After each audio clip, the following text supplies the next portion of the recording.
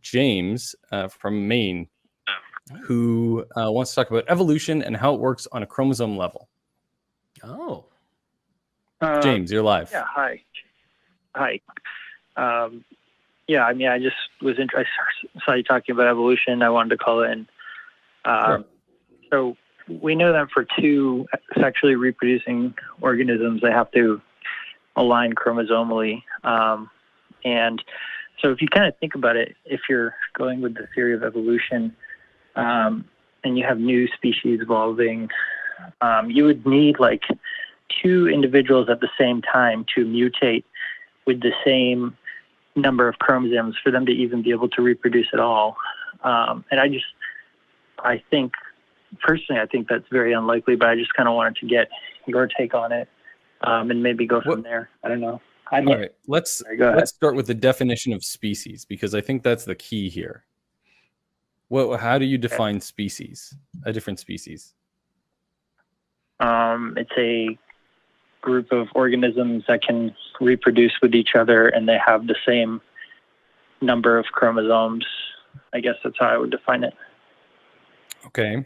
I don't think, I mean, sure, they will have the same number of chromosomes, but I think the important thing is that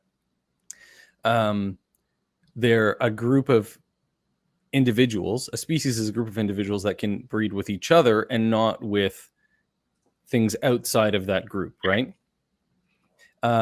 Yeah. And so you can see that, sorry, the crew has changed my name to MD Frog Wizard, and it's very distracting. Okay. Yeah, I'm not watching. Okay, sorry. So speciation, yeah. It's actually very interesting. I almost did my a graduate degree in evolutionary biology looking at speciation. So what happens is that you just get, all you need is enough genetic drift. It doesn't actually have anything to do with the change in the number of chromosomes, because, for instance, two closely evolutionary related bird species, for instance, will likely have the same number of chromosomes, but they won't necessarily be able to interbreed with each other.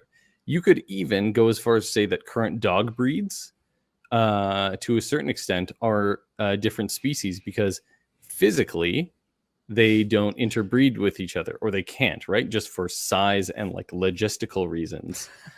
You can't breed like a Great Dane with a Chihuahua. And so some evolutionary biologists would argue that that qualifies as a different species.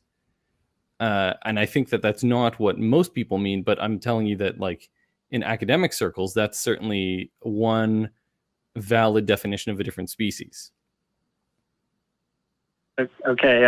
I personally, I don't accept that. I mean, I think if you did like an in vitro sort of thing, you could certainly reproduce with those. But I mean, that might be one case you're talking about. But I mean, if you look at all the different vastly different life forms we have on Earth, I think you do need the same number of chromosomes, and it's not just a genetic, like dogs is not I agree. a good example. But I agree that you do need the same number of chromosomes, but you can have the same number of chromosomes and it not be a different species, right? Like, there's lots of different species with the same number of chromosomes, but they're still different species. So I think I understand the question. Basically, I think that the question is, there's going to be a moment, say humans were to diversify into another species, there's going to be a moment where some gentleman somewhere has one or two more chromosomes than his counterparts. Maybe. And presumably they will need to reproduce with a likewise female. I mean, based on everything we know, they will have to. That's pretty much concrete. They'll have to reproduce with someone who's also that is news to me. That what is examples of different species that have the same number of chromosomes? I'm curious about that. I mean, I'll admit that I don't know the numbers of every species, but if you just think about it, even like logically, how many species do you know? And like, you're not probably going to have 1 million chromosomes in some, right? But there's probably 1 million species. Oh. Well, there's certainly more than right. So there's by happenstance some species, right? Yeah, right. I mean, I guess I don't. I mean, it's examples, but it's a good question. There's a lot of interesting things about speciation specifically. And I understand your point that Vino helped clarify. But I think what we've learned is it's a mistake to think that there was ever a single individual who had a change like that, right? It's always population level stuff. And only in retrospect, looking back, do we think that there was a big jump. Yeah, well, I mean, that's populations are made up of individuals, and we do know. I don't think we've ever observed different chromosome numbers interbreeding, so I don't think there's evidence. There are actually some examples of that. So that you can actually, if you have genetics material that's quite similar, and there's a few differences here, right? So like Aware was mentioning, you can have chromosomal number differences and you can have genetic differences. Both can lead to speciation in this case. But what happens if you have species that are almost identical, but one person has more chromosomes or less? One thing that can happen is chromosomes can be duplicated. So in one case, you may have, a man get more, or a male of a species get more chromosomes. Obviously, there sometimes that leads to issues, and sometimes, but sometimes it doesn't. Sometimes it's a benign change. But you can duplicate a chromosome. So say you duplicate one chromosome and there's no issues, and then that person can, because there's not huge differences. Say you get 2 more chromosomes, that person interbreeds with another person who has now a different number of chromosomes. You can actually have those 2 people, reproduce, or theoretically you could have those 2 individuals reproduce. But what you're saying because is, there may be genetic. Can I give you cut in with a concrete example? The chimera. No, so Down syndrome is trisomy 21, right? These people have an additional chromosome number 21, so they have 3 instead of 2, and they are, some of them are fertile, right? So that's an example of, sorry, fertile with would a normal human, or would it have to be another person with Down syndrome? Nope, normal with a person with 42 chromosomes. And we know, I guess, so what you're talking about is, that is so there's an example of a person with 43 chromosomes breeding successfully with a person with 42 chromosomes. So chromosome number doesn't actually make a difference, right? The chromosomes is just the way that genes happen to be arranged. They're packets, and you can leave some packets on the table, and you can have extra packets hanging around that either increase or decrease the number of packets of information, right? If you were to have somebody fuse to 2 packets, then that's fine, as long as they can confer enough information to make it reasonable. And that happens, right? Like, there's a reason, a lot of very similar species have very similar numbers of chromosomes, because it doesn't necessarily have to happen. It just by happenstance. The point here is you're making a larger distinction by chromosome number than matters. It's the differences in the species that are non-chromosome related that are more important. I think there's much more evidence of chromosomes mismatching, being unable to breed, than the one example you came up with, and it does. Sure, you're thinking absolutely, but all of those examples are not going to be fertile, right? And so there's going to be a million cases where it doesn't work, but it doesn't really matter, right? All that matters is the 1% that do work, and then you get all this diversity or whatever, right? But it's not just. This is I'm just. The most common mutation would have to be. Sorry, we keep talking over each other. So the most common example is you're going to add 1 chromosome, right, or decrease 1 chromosome, and that could become an issue. But if you and that's why a mule can't, generally speaking, reproduce, right? Because they have an odd number of chromosomes. But like MD Ware said, there are cases where that isn't a problem. And if you were to have a situation where somebody had 2 or 4 or 8 chromosomes, or even duplicate their whole all of their chromosomes and double the number, all of those cases would work probably just fine.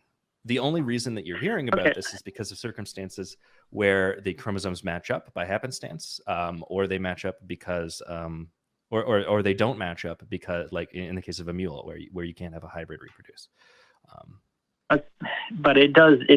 I'm trying to think of I mentioned to the host, I do have a BS in biology, and I've worked in labs. I'm trying to think of when they line up during reproduction, they have to line up with their match. So it does matter on a like molecular level, I would say. To have a viable like reproductive, like to make a new entity, you're going to have enough genetic information get through. But is it possible? Could you imagine a situation where a chromosome's just sort of hanging out, and it gets stuck in there? It doesn't have a match, and it just comes along for the ride, right?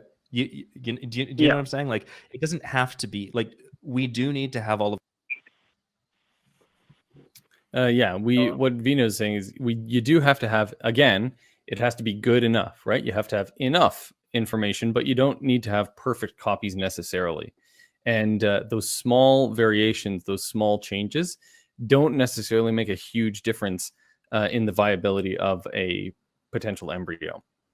And and just as a side note, thanks to all the researchers in the crew, humans and certain antelopes both have 46 chromosomes. Rat, wheat, and oats have the same number.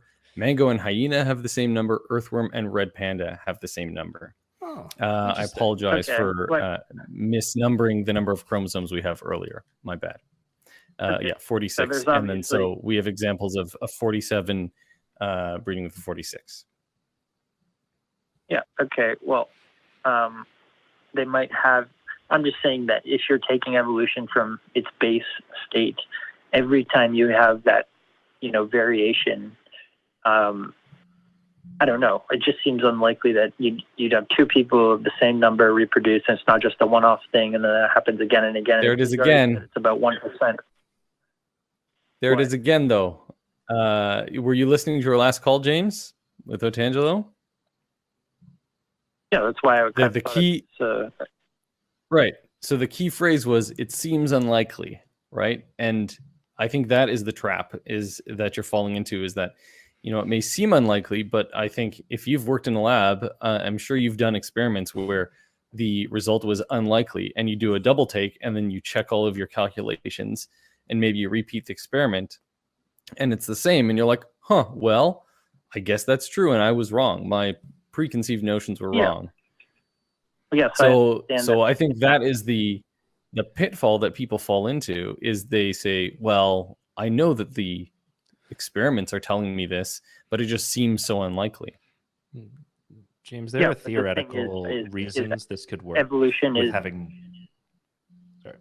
Go on, James. Theoretical... Okay, please, James. You want me? All right. So the thing is, as we all know, evolution is a theory, and kind of what you said with Otangelo, we might think this, but we'll never know, because you can't go back and test everything. Well, hang on. What do you mean by evolution's a theory, James? I mean, it's literally a theory in a science. I agree it's a theory, but what does theory mean to you? Okay, what's the difference? All right, let's do lesson time with MD Aware and Vino. Get less excited, MD. What's the difference between a theory and a law? Okay, a law is something that's, I'll start by saying this. A theory is not proven. It's a theory. And a law is something that's true, like the law of gravity. It's true. Okay, that's incorrect. I'll tell you. A law is a mathematical description of what happens, right? So the law of gravity is that, G1 times G2 divided by mass, whatever. I forget the equation. I forgot it years ago. But the point is, it's a mathematical equation, right? You factor in the gravitational constant, the masses of the two objects, the distance between them, and that tells you the force of gravity between them. That's the law of gravity. The theory of gravity, which there also is a different thing, right? And the theory of gravity has to do with explaining why. So theories explain why a thing happens or how a thing happens. Laws only describe what happens. And so when you say evolution is a theory, that's correct, because the theory of evolution is a collection that includes laws like the Harvey-Weinberg equilibrium, right? these descriptions, these mathematical descriptions of the way in which allele frequency changes over time depending on the proportions in a population. But the theory of evolution is a much bigger, grander picture of what is actually going on. And it has more explanatory power, and it's what allows us to make predictions for which we don't necessarily have data, and then generate hypotheses to test or generate hypotheses and conduct experiments to test those hypotheses. And so calling evolution a theory is correct, but not in the way that you think it is, right? A theory is a grand, unified concept of the way a certain set of scientific principles work. It's not below a law. It's Laws not a guess. encompassed by theories. Yes, it's not a hypothesis. It's not less than a law. It's Right. adjacent to a law. What you might be, the closer approximation to what you're saying is the difference between a theory and a hypothesis, and even less so, or and not quite, like even still. But no, a theory is representative of the best evidence we have right at the moment. Right, that is the best we've got. And if you've got something better, you'll have the theory. Yeah, but this was go ahead, James. Last word to you, and then we're going to move on to another caller. Okay, yes, it's a theory. I just think in terms of evidence, like we've observed mostly microevolution and natural selection's real, but there has been for complex organisms, there's been no evolution observed. So based on evidence that we've observed during our lifetime, I think it's dubious. So that's what I'll say. Okay. Thank you, James. Thanks, James. So I'm going to resist the urge to rebut because I said I'd give him the last word. You did. I think everyone needs to think about what micro and macro evolution really is and look up examples of speciation, which I would argue is an example of what James might call macro evolution. And we'll leave it at that.